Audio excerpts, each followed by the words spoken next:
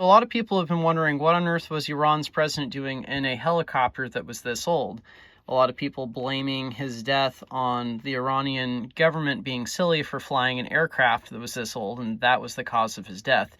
And that's really not the case. This is not a silly helicopter to be flying in, even at its age. So the Bell 212, better known within the U.S. military as the Bell UH-1 Huey, is an aircraft that is still in active service with the U.S. military. So most of the Bell UH-1 Hueys that the U.S. Air Force has were built in the 70s, and they're still flying these. I know this was updated as of 2015, but the Air Force still has these helicopters, and they still fly them.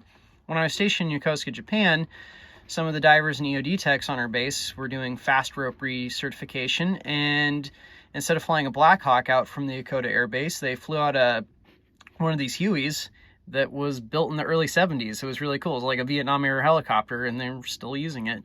And I know a lot of people go, well, it's one thing for the military to still use as a utility helicopter, but you would never fly a head of state in a helicopter that old, right?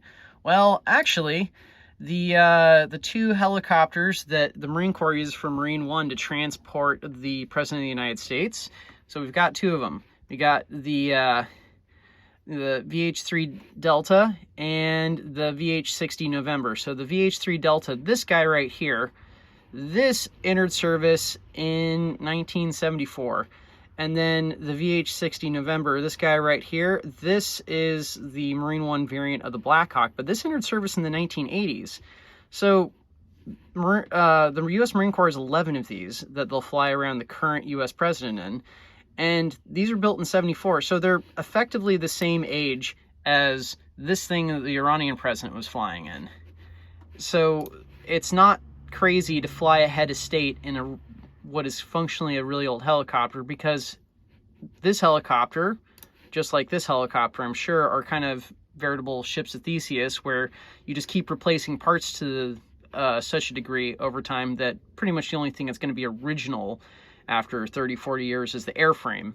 And aluminum actually gets stronger with age. A lot of people don't realize that. Aluminum gets stronger. It's like concrete. So that's part of why you can have aircraft that are super, super old, that if they're well maintained and have the moving parts consistently replaced, they just keep flying forever. So not weird to have a head of state flying in a helicopter from the 70s or 80s. The United States does it all the time. In fact, it's effectively exclusively the only way that the U.S. president gets transported via helicopter are in the 70s vintage helicopters here, or these 80s vintage helicopters here. And wasn't weird for the Iranian president to be flying in this thing either.